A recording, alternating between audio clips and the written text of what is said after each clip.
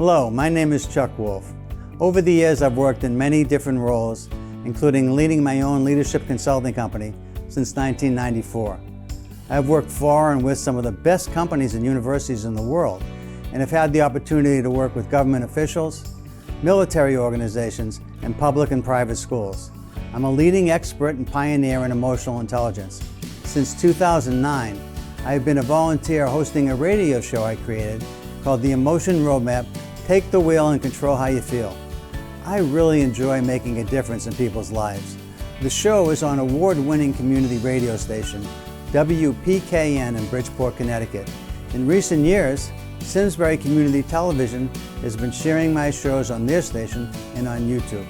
My sincere hope is that everyone who watches regularly will learn how to use the Emotion Roadmap in their own lives by listening to people who call in to get help with challenges at work, home, and in communities. To learn more, go to www.emotionroadmap.com. If you have a comment or question, email me at cjwolf@cjwolf.com. Thank you and enjoy the show.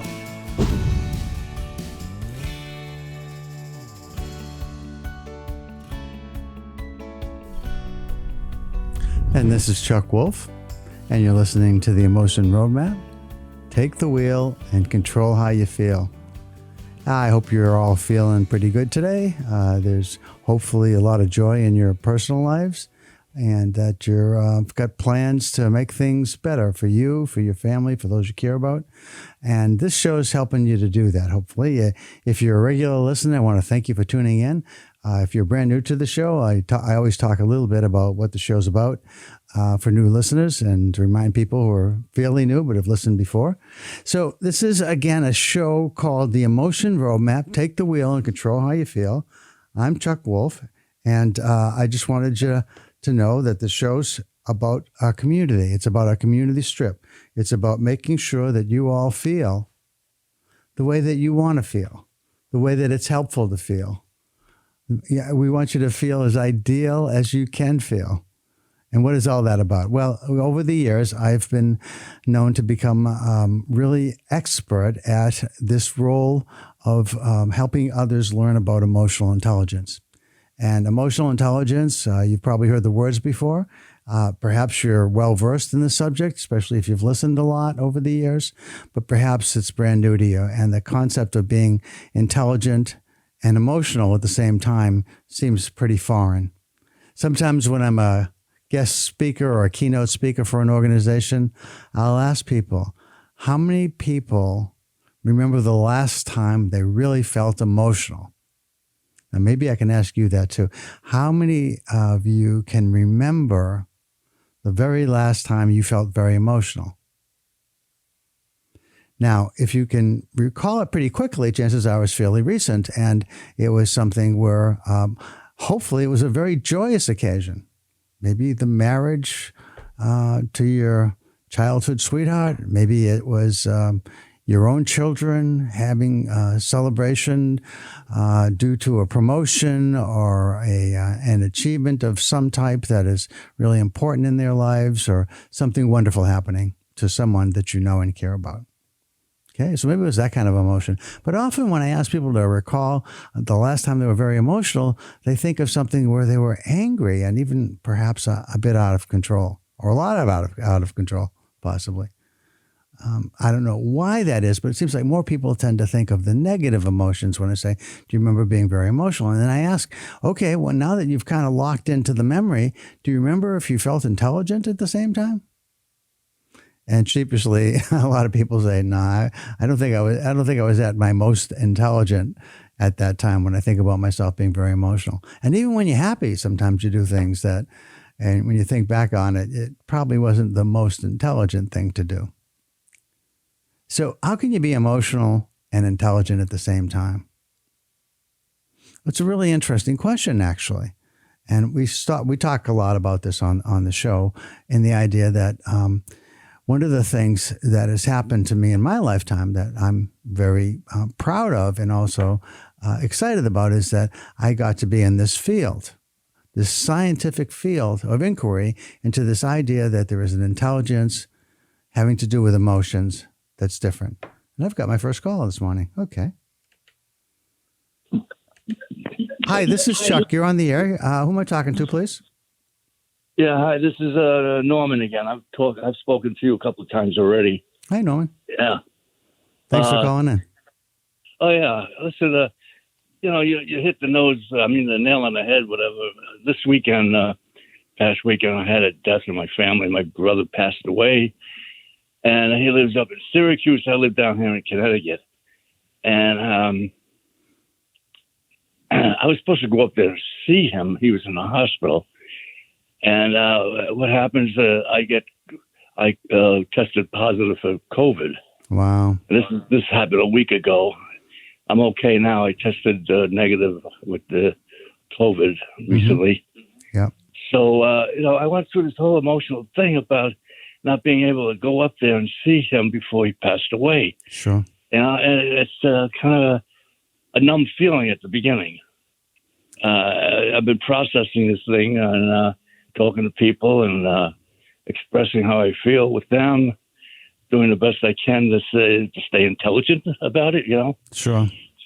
So, and the odd thing is he was not feeling too well. This is my brother. Last Thanksgiving, yeah. And I went up to see him in the hospital. He pulled through. They thought he was going to pass away then, but he came through and he came home. But at the time I was up there, this gets very complicated. His first wife, former wife, passed away at the time that I was up there. So and then they were going to have this memorial service on Memorial Day for her.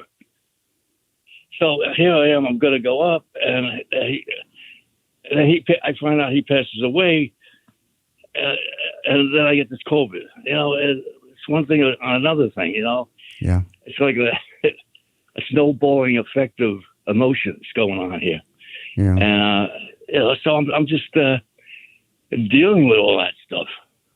Well, let me say a couple of things. First, there's somebody else trying to call. Yeah. Just so anyone who's trying to call and listening to the show, just want you to know that nobody answers the phones for me. So if I'm talking to someone, then I can only pick up your call when I'm done. So and Norman, I'm no rush to get off. I just wanted to say that for someone else who's calling in right now. But let me try and be helpful to you. Let me first check in with you and see where you think you might need help. So partly you're just dealing with. First of all, you're going to grieve no matter what. You lost your brother. It sounds like you were close to him and you cared about him. And there's a period where we just grieve. That's an appropriate response. That grief is the response to a loss of something important to you. And you lost a loved one, right? Yeah. So that's just going to happen. The other part where you feel like you wished you could have got up there, but you couldn't because you got, do I understand this right? You got COVID and that prevented you from going, or you weren't planning on going up anyway? He just passed away. I was going to go up anyway. I was going to go up anyway because they were going to have a memorial service for his former wife, who passed away. So I'm going up there for that reason. Yeah. And find out that my brother passed away in the interim. And so when I said, oh, my God, so I wanted to go up, and the day I was supposed to go up, you couldn't. I was feeling lousy, and then I tested positive for this COVID, and which really bummed me out, Sure. Yeah. So the grieving, yeah. Let me ask you a question, because this is sort of where my head went, and I don't know if it's right. But the whole idea of this emotion roadmap, you said you've listened before, so it's like, how are you feeling? Is it how you need to feel, want to feel? Is it what's ideal to feel? And if it's not, what would be better to feel? So one of the things that it sounds like is you feel like you wish you could have had like a last few words with your brother, or felt like there was you missed the opportunity to say goodbye. Is that part of this at all? Yeah. Exactly. So how do you want to feel about that? So let me ask you a very basic question. Do you believe at all in an afterlife? Do you think it just ends when it ends? No, his spirit to me lives on, and when my younger brother died years and years ago, I had an experience of Well, I did have the opportunity to see him before he passed, and the day before he passed, I went and saw him at the hospital. But yeah, so I had a chance to be with him, and this I felt like I was robbed of this of opportunity to be with my older brother. Yeah, yeah, I got it. I think that sometimes you get lucky and you catch people and you're with them, even though you don't live close, right before they might pass, and you feel like you had that moment, like you just said, with that other person, but not with your brother. So, and sometimes you don't.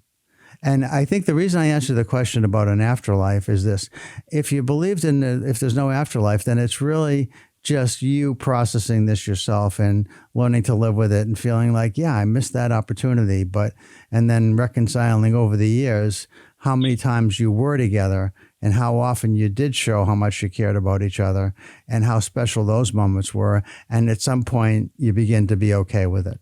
That's just internal. If you actually believe in an afterlife, and I do, by the way, I'm a pragmatist about this, Norman. I mean, I look at the choice that we have in front of us about afterlife, and yes, there's no evidence there's an afterlife, and there's no evidence that there isn't, right? Well, no, there isn't, but I do believe in an afterlife. Well, me too. Well, see, I think you got a choice. You can either believe or not believe, and nobody can disprove it or prove it. So I think as long as I've got two choices in front of me, why not go pick the door one, which is the choice that, hey, there is an afterlife. If I'm wrong, I'll never know it. And if I'm right, I'll be right. I'll know it when it happens. But my point to you is this. If you think of it, there's an afterlife, as you do, then you haven't really lost the opportunity to communicate. I mean, it's not face to face. It's not him talking back to you, but you in your own mind, in your own way. And by the way, even if you don't believe in an afterlife, most religions, and I think many people, believe that we live on in the sense that we are memories and experiences that people that have come after us, who know us, who loved us, who were part of us, carry with them. And in that sense, we live on anyway. So my thought is, have the conversation, in a private time when you're ready, sit down, think about it as if your brother was there and listening, because he might be. Uh-huh. Yeah. Well, I kind of do that every time I think about him since this happened. The feeling came into my mind the other day, and this was kind of really struck me hard when I thought about this. I don't have any brothers left. Yeah. Not in the material world, but I understand. Both my younger brother passed away, and now my older brother. So I'm the last man standing. I used to tell my brother. Yeah. I don't want to be the last man standing, I said. So here I am, the last man standing. Yeah. He didn't forsake me or anything. Yeah. I mean, I understand that. It's a natural thing, and this thing was going on for a while. What caused his death? So But the fact that it couldn't be there is the thing that really gets to me. So you got to go through a grieving period. The grieving period goes through denial, anger, the beginning of acceptance, the exploration of, okay, I didn't get to say goodbye. I miss him dearly. But, we had some great moments together. We had a relationship where we were close brothers. Not everybody has that. I'm thankful for what we had. I'm thankful for the time, but that all comes in time, Norman. It doesn't happen right away because, we all need to process. I believe deeply that we can change our feelings, but there are certain feelings that you just can't, that you can't change grief. Grief doesn't change. No. It just over time, it begins to, it turns from grief to acceptance over time. Let's see. And the thing now I got to handle going back up. He lived in Syracuse. I live down here in Connecticut. Yeah. It's a long drive. How am I gonna? Do I feel like going up there to the service?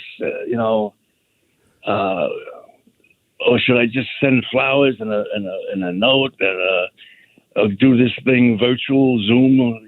Sure. Yeah. I could do something like that because I really don't want to. I don't feel like going up there. and facing everybody. And I just want to remember my brother as he was when I saw him the last time. He was speaking with me. We were happy, feeling good. It's just, I don't want to go up there and, not make it the same, sort of erase those last minute feelings that I had with him. Well, here's the way I think about this. You want to do what feels right to you, what's going to help you move on with your grief. And if staying home is what helps you do that, then you stay home. But you allow yourself to make a conscious choice in the interest of wanting to preserve the memory of your brother. I mean, just what you said. And then the other choice is if you decide, part of me wants to go up there, part of me thinks I need that closure. And it's a hell of a long ride, but on the ride up, I'm going to be thinking about him. I'm going to be thinking about our times together, and I'm going to see that family, and I'm going to remember the good moments with the family. And if that feels better to you, then make the trip. But it's not like you have to make the trip. No one feels like somebody's going to make a 7-hour trip or 8-hour trip, whatever it is, from Connecticut to Syracuse. To drive, but at the same time, maybe it's a cleansing trip. I mean, do what makes you feel better. That's the key to it. Yeah. Well, there's a lot to process here. Yeah. And but you're right about the grieving, and the grieving word never did come into my mind since you mentioned it. Just now, it's part of what we do. My brother, my own brother, just had an episode was pretty scary. We're both older at this point, and we were talking about it. He said, Chuck, it feels like we're on the back nine. We just don't know which hole we're playing. Yeah. Okay. So that's how it feels. I mean, at some point we all pass on. The question is, are we okay with it? Do we while we're here? Do we make our arrangements with people so they know? We make sure we leave people with messages about how we feel about them, especially as we're getting older, because you don't want that to pass without doing what you think is right. And the same thing about afterwards when you're grieving. What's the process for you? And it's different for everybody. And there's not really right or wrong in it. I mean, some people will judge what you do, but it's not about anybody else judging what you do. It's about what you can live with and what you think honors your brother's memory best. Yeah. His memory is it's a strong one. I mean, we had a good relationship, and even though I was just not with him all the time, I would talk to him on the phone, and every conversation we ended with "I love you." He said to me, I would say to him the same, so we loved each other really deep. Yeah, that's great. A good brotherly love, That's a gift. That's a real gift. Yeah. That's very special that you had that. Yeah. I'm getting lethargic here. I'm getting choked up a little bit. Sure. Yeah. Well, it's a really emotional kind of journey, and when something like this happens, when somebody you love passes on, But as I said, if you believe in an afterlife, Norman, it's not like you can, you have to stop having a relationship in the sense that, I mean, I don't know about you, but I have my parents are long gone, and there's still times when I'm talking to them, Oh yeah. Sometimes I say to myself, I wish my mom was still here so I could talk to her. Sure. In real life, that is. I understand. Yeah, and I think what's the resurrection about in the Bible? I mean, there was the afterlife right there. It's telling us that the afterlife was happening. I mean, there's mixed. Because I've looked at this in the Bible, and there's some that some aspects of the Bible seem to indicate that the Bible and the people that wrote the Bible, or God who wrote the Bible, says there's an afterlife, and then there's places where it doesn't feel like there may be an afterlife. Then there may be resurrection, there may not be. I mean, that's pretty complicated. Yeah. But I do think for me anyway, it comes down to the choice of, hey, there is or there isn't. I can choose to believe what I want. I control what I believe and what I feel to some degree anyway.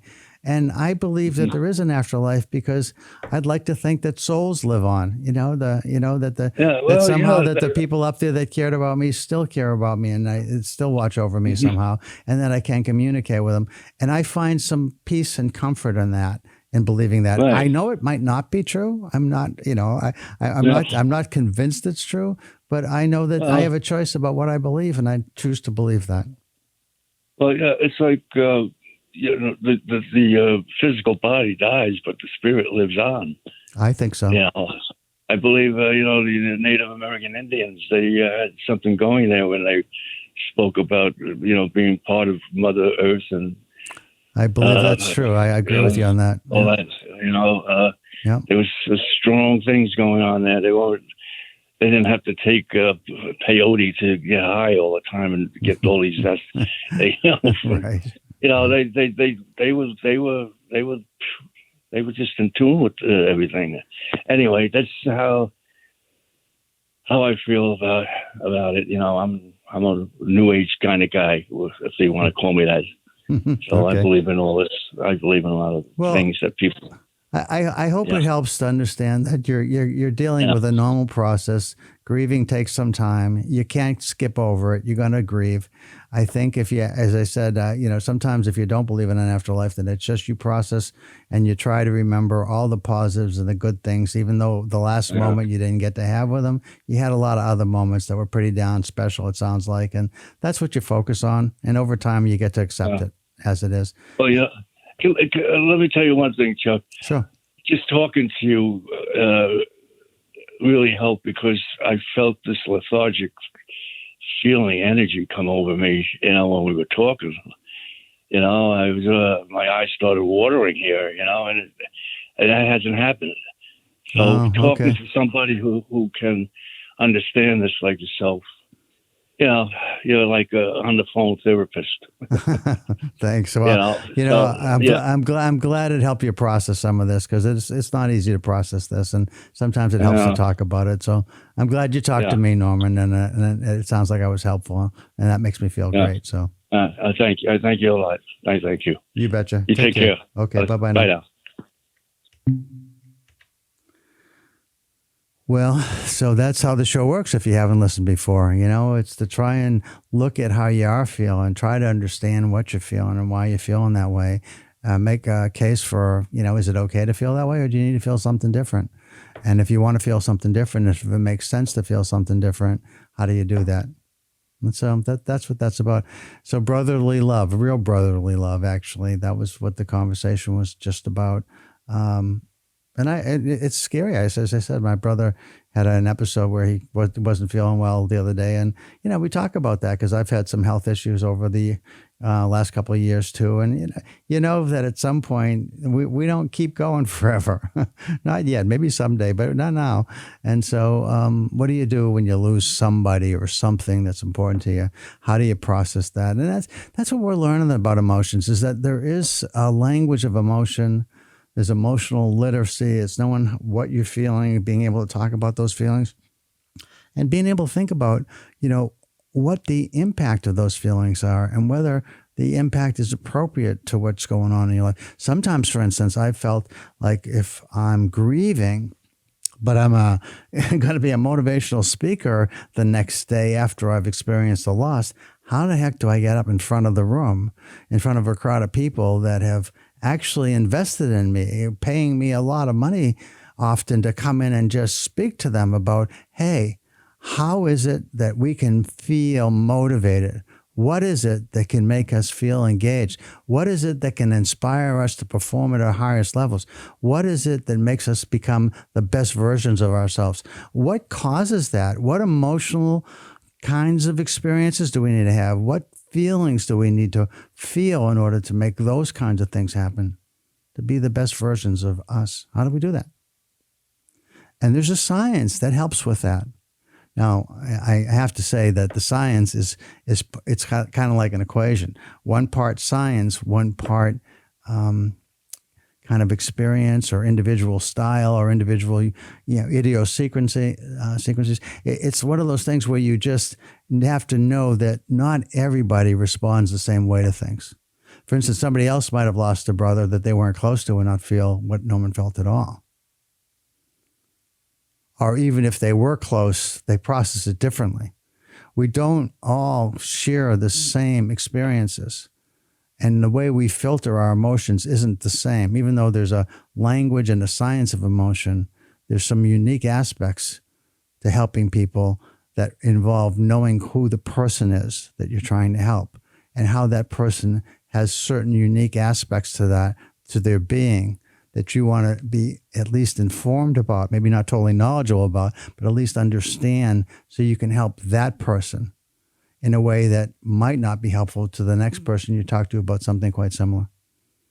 So while there is a science, I mean, my experiences, and one of the beauties of being in my own life is that I've been able to have experiences over many years where I've paid lots of attention to people's emotional feelings in many different roles that I've played in throughout life. My initial work in the field of human psychology was in an institution for people that were considered mentally challenged. I called it mentally insane at the time, but they don't use that word so much anymore. But it was an institution for people that, were paranoid schizophrenics, manic depressives, what we sometimes call bipolar now, all kinds of, abnormal psychology kind of categories of people existed in the place that I went to work as a young college student when I was attending Northeastern University. I was a psychology undergraduate, and Northeastern had this marvelous cooperative education program where you could work in an environment that was similar to the field of study that you were involved in. So you go 6 months to school and 6 months in working in a setting where you got to apply what you were learning. Lots of times the actual institution for me where I went was far more learning than actually what I was learning in college, because I was dealing with real people with real needs, with very challenging problems that they were facing. I met people who had lobotomies.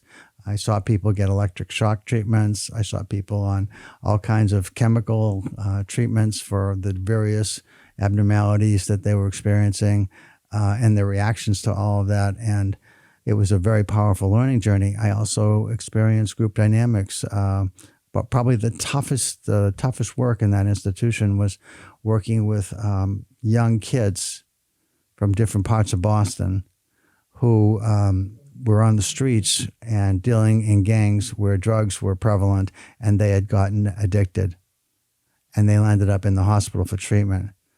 And their parents and families would come in, and we would have family therapy sessions, not with one family, but multiple families with all kinds of kids who were in there for having really serious addiction problems. And then people who loved their children, trying to help their children to be able to move on. And that was some of the most emotionally painful work that I've ever done in my life.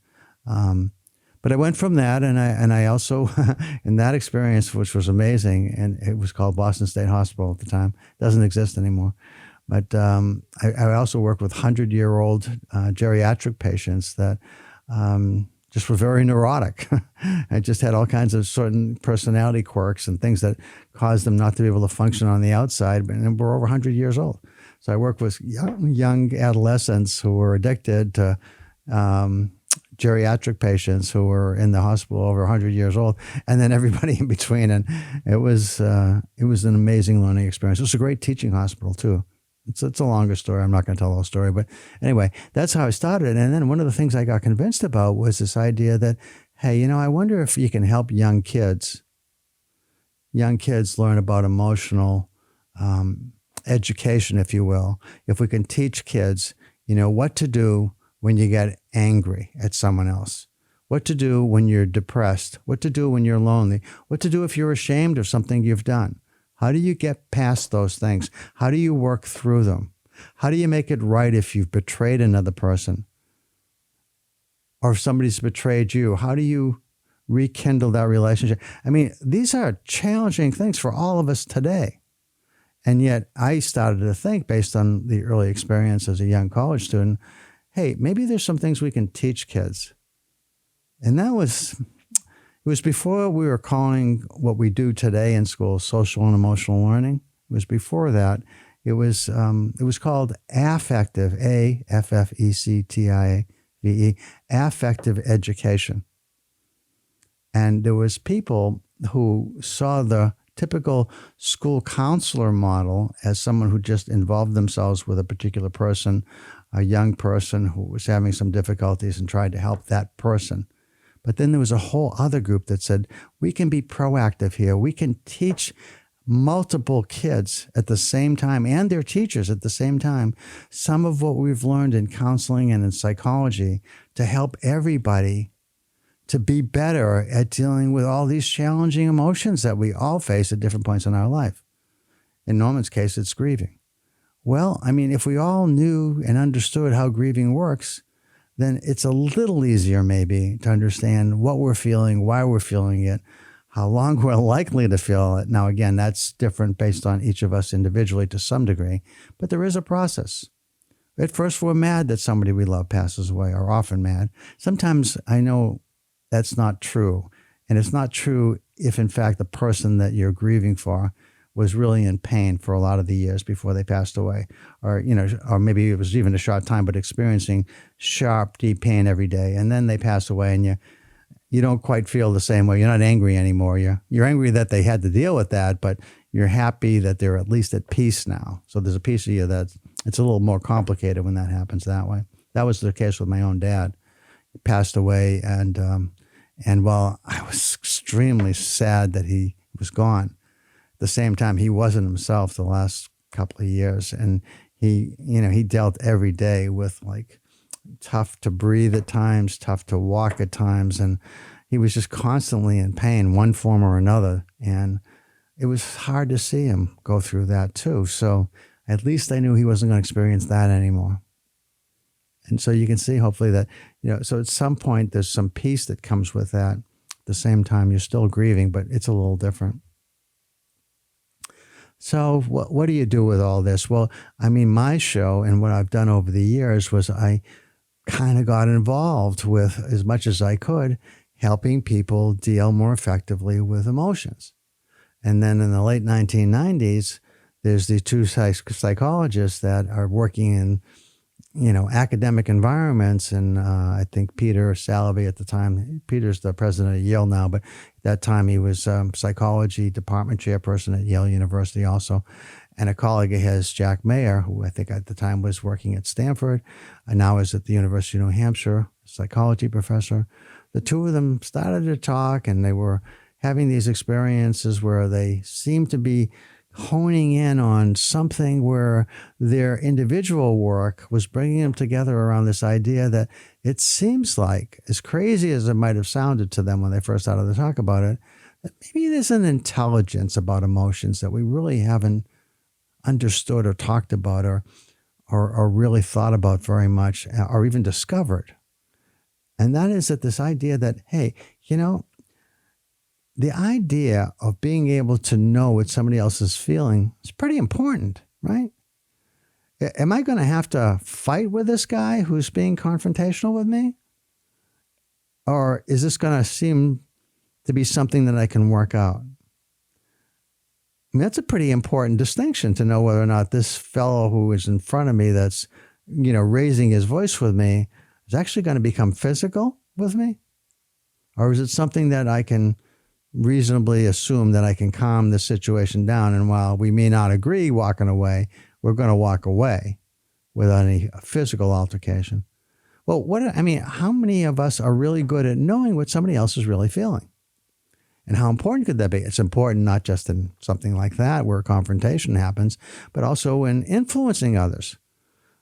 If I want my spouse, my daughter, my son-in-law, my grandkids to feel a certain way, how do I plan for that, as opposed to just tell them what I'd like them to feel?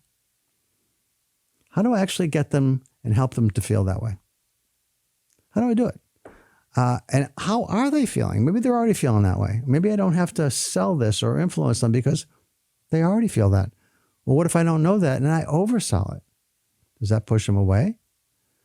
I mean, the idea of knowing what somebody else is feeling is really important in life. We don't often think about how important it is, but the key in what I'm saying about that is that we all have this ability to discern how you are feeling yourself, as well as to try to at least estimate what you think someone else is feeling and to what degree. Is that person angry? And if they're angry, are they enraged or are they just slightly irritated? Because anger and a lot of emotions operate on like continuums. The top of the anger scale is rage. Maybe the bottom is irritation. Something's starting to bother me a bit. If it continues, it's going to bother me more. I'm going to get frustrated and maybe then angry. And then if it goes on and on and on and on to the point where I can't stand it anymore, maybe I'm going to get enraged. That's sort of how emotions operate on a continuum, and that's understanding how emotions work, and that's another ability. So discerning how somebody is feeling, identifying, perceiving how somebody's feeling, understanding why somebody feels what they feel. Those are two of the abilities that Peter and Jack began to talk about. The other ability, that's a somewhat obvious ability that we've been trying to deal with since caveman times, or cavewoman times, is this whole idea of managing our emotions. And there isn't a person out there listening right now that hasn't at some point struggled with this idea of how do I manage this emotion in me? Or how do I manage this emotion in my teammate or my boss or in my, somebody that works for me, a team member that works for me? How do I manage the emotions in myself? How do I manage emotions in others? Again, things that we have abilities at, and some of us around these abilities that Peter and Jack discovered are better at managing these things or understanding these things or perceiving these things than others. Some of us are really great at all of this. Most of us aren't, but some of us are. Some of us are really terrible at all of this.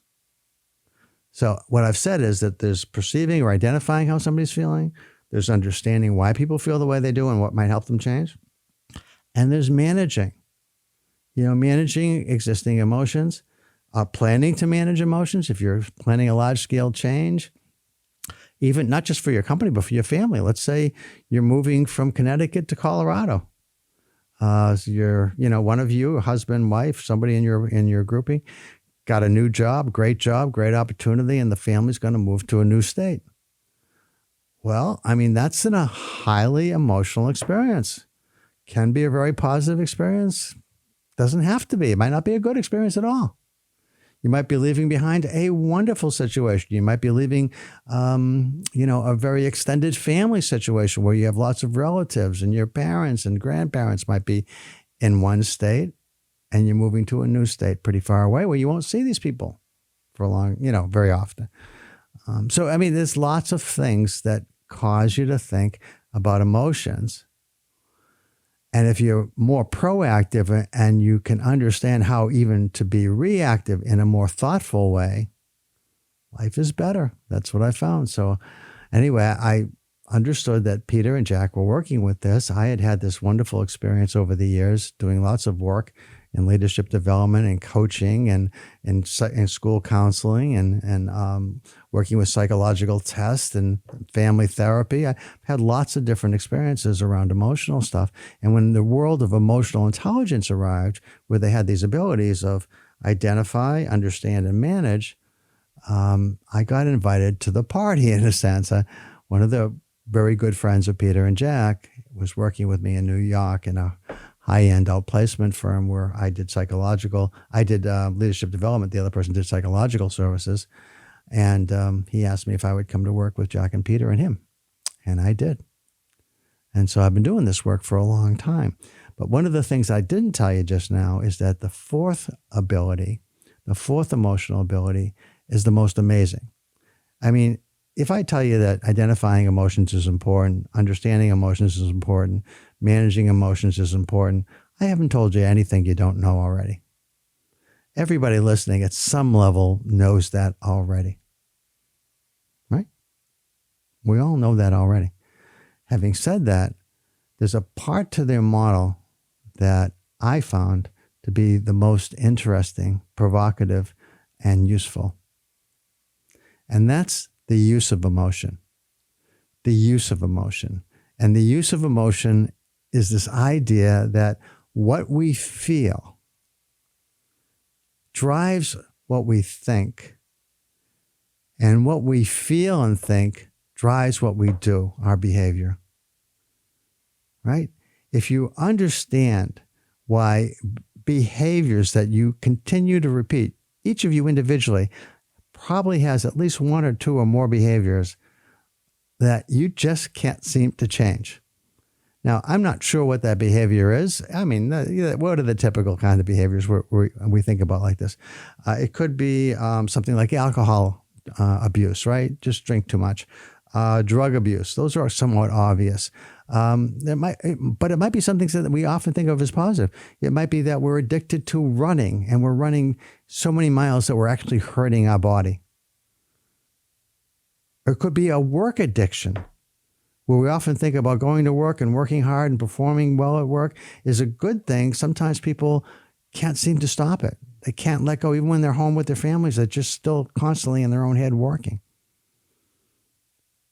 But then there's also some really crazy ones like texting while you're driving.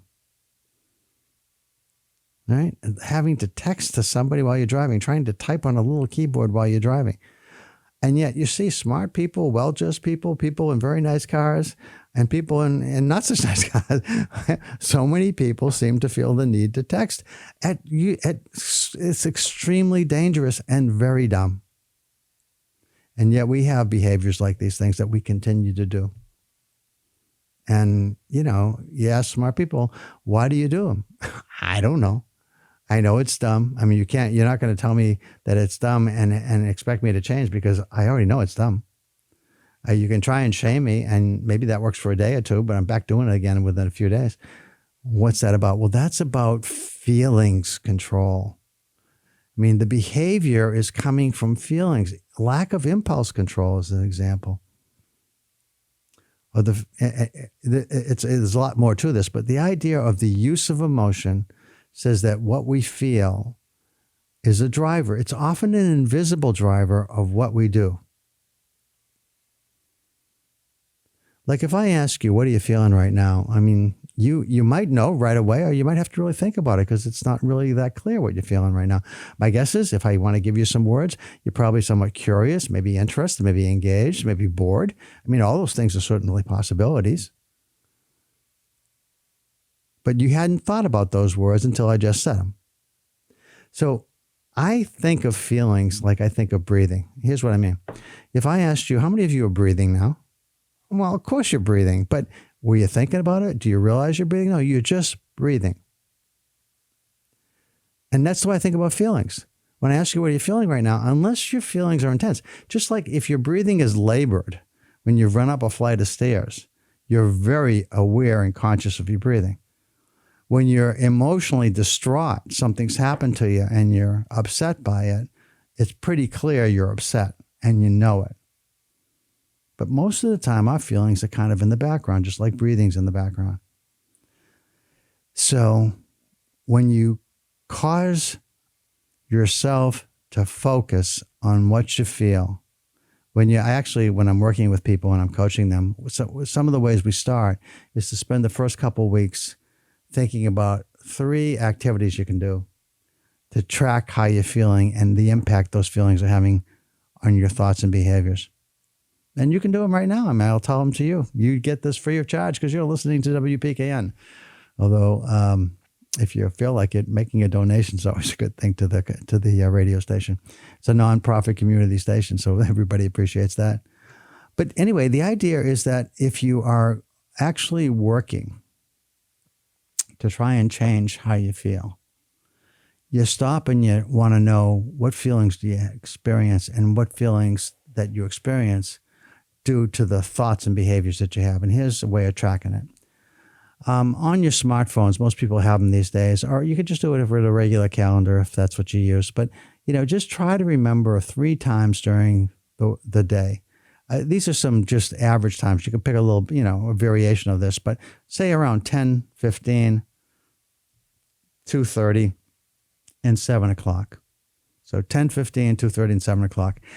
Ask yourself every day for a week, what am I feeling at 10:15? How am I feeling, and what am I doing? How is that feeling influence what I'm doing? And then, is it what I want to be doing? Is the feeling I have helpful to what I need to get done today?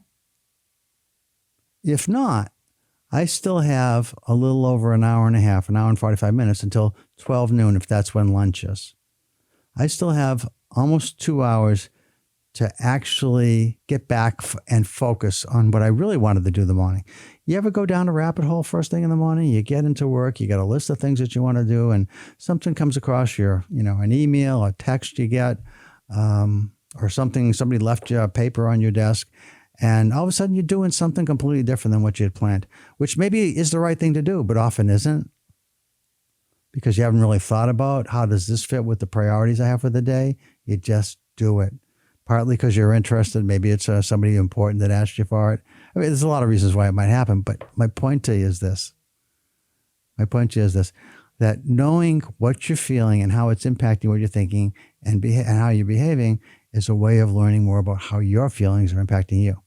And you still have a couple hours in the morning to do something about it. Same thing at 2:30.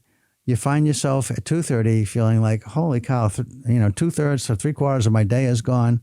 And I haven't got hardly anything I thought I was going to do. So how are you feeling then as soon as you think that, right? So you still got a couple hours typically, 4:30, 5 o'clock, people leave what they're doing, 6 o'clock, whatever it might be for you. And so you then try to rethink and refocus for the rest of your day. And then at 7 o'clock, what I like to think is that a lot of people are home and they're really home and they're really present with their family. So what I mean by present is you're not thinking about work still, or you're not thinking about something else. You're really present with the people that most of us, when we say, who do we love? It's the people we're with at 7 o'clock at night often. At least that's what we say. But are you really loving them? Are you really being with them? Are you really present for them? And if you're not, refocus. Spend time. But also think about what you're learning about yourself. Do this every day for a week. See what you'll learn. See if there are themes popping out about things that happen to you during the day that you want to change up some based on what you learn about how feelings actually impact you. Because for me to just talk about them, hey, that's interesting. Hey, thanks, Chuck. I appreciate you sharing some of that. That's certainly intriguing. No, it might be, but do something with it. And then I'm back on next week, right? Give me a call. Let me know what you learn. Let me know what you learn about yourself. I'll have this kind of a group project, right? For WKPK and listeners of the Emotion Roadmap. Take the wheel and control how you feel. The Chuck Wolf Show on the first and second Wednesdays of each month from 12 noon to 1 p.m. as part of WPKN's Community Strip. Let me know how you're feeling and what you learn. I think you'll find it fascinating. Whether you call in or not, I think you'll find it fascinating to do. And if you call in, it'll be great to have you share it with us. So you can think about that. Okay, anyway, so that's what the show's about, is helping you understand that the use of emotion, what I've learned about the use of emotion is that what we're feeling drives what we think and what we do. And so sometimes I find that Norman called in and he said he was grieving. We've all been there. We've all lost loved ones. We've all lost important items or things in our lives that have caused us to grieve.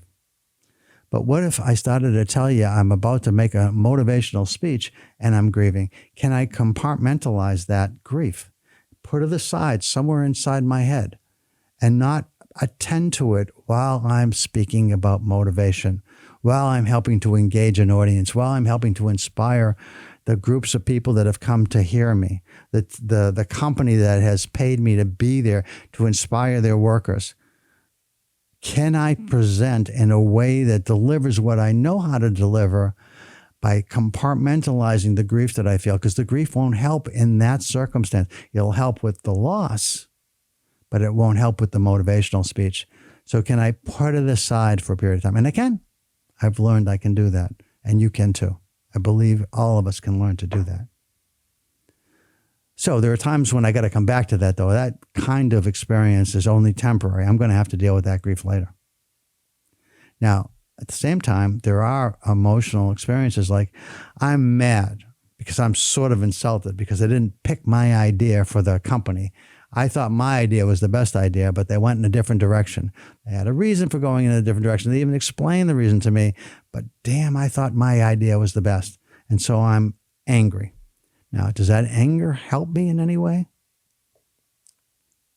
I mean, I don't want to say never, because it might for some, I mean, if it's happening all the time to you, then maybe the anger pushes you to try to find someplace else where your input and your creativity and your brilliance is appreciated better someplace else. So I'm not going to say it's never helpful, but a lot of times it isn't. A lot of times we just get angry, and the anger, it feels like we got to do something with it. And so we need to find some way to let go of that emotional anger that's built up. And I mean, maybe it's justified that we had a really good choice. We worked really hard, but we didn't win. And that happens. And I don't say that you just let that go in a heartbeat and don't think about that and don't feel somewhat angry about it. But what do you do with the anger? How do you process it in a constructive way?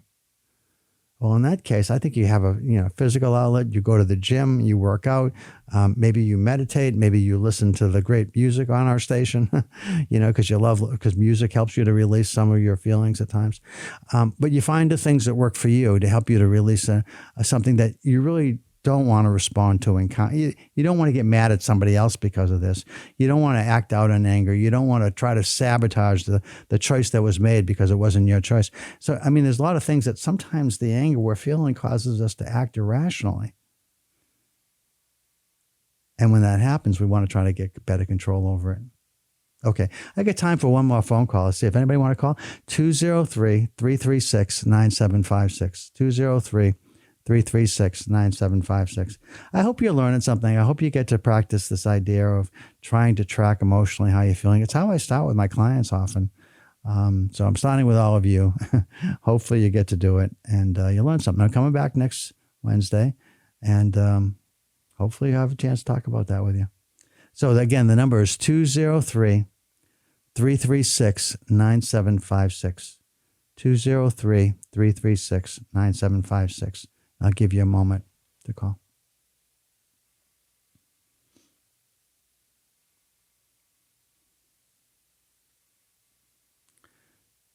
So I had a caller earlier, so I guess maybe they're not listening anymore, or they just decided not to call. But one more time, and then I'll just close the show out with something else I'll talk to you about. 203-336-9756. Okay. So one of the things I want to mention then today is that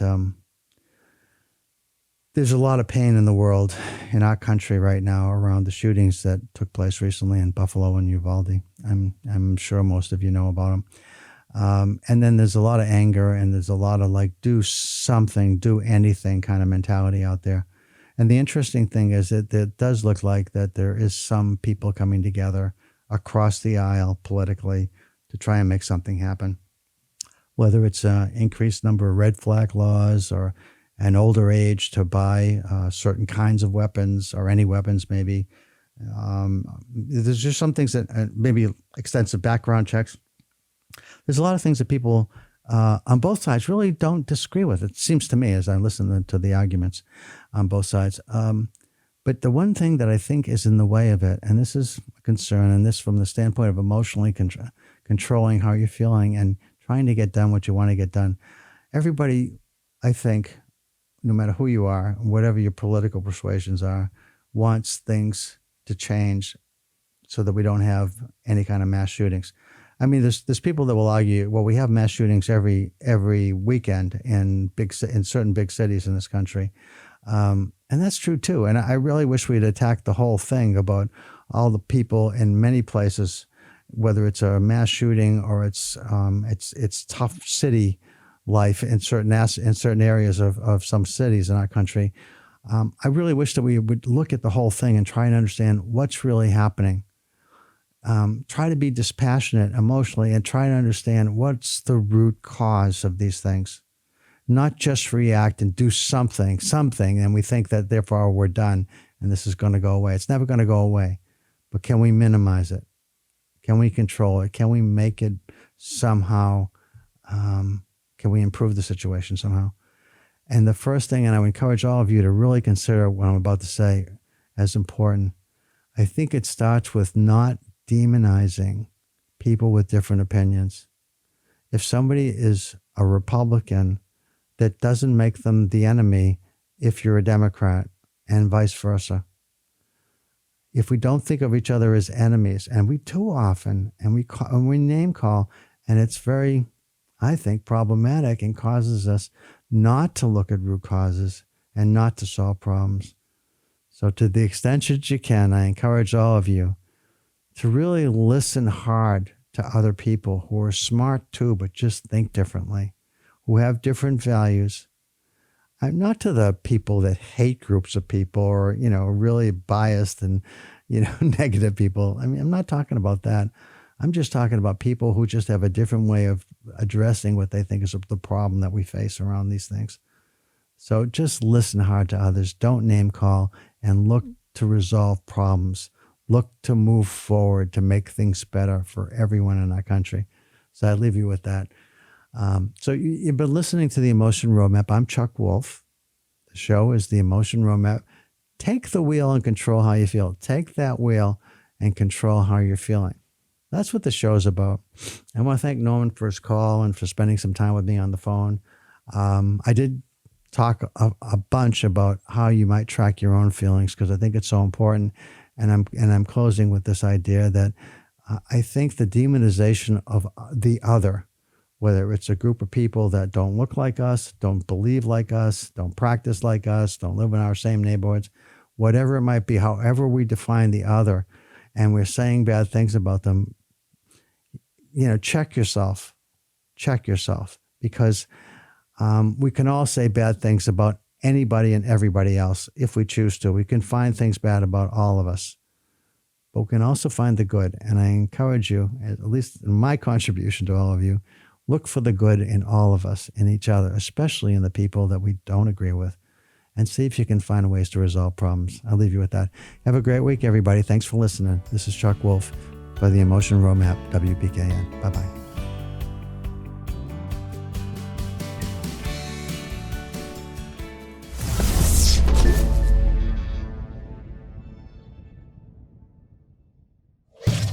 Funding for Simsbury Community Television is provided in part by contributions from viewers like you.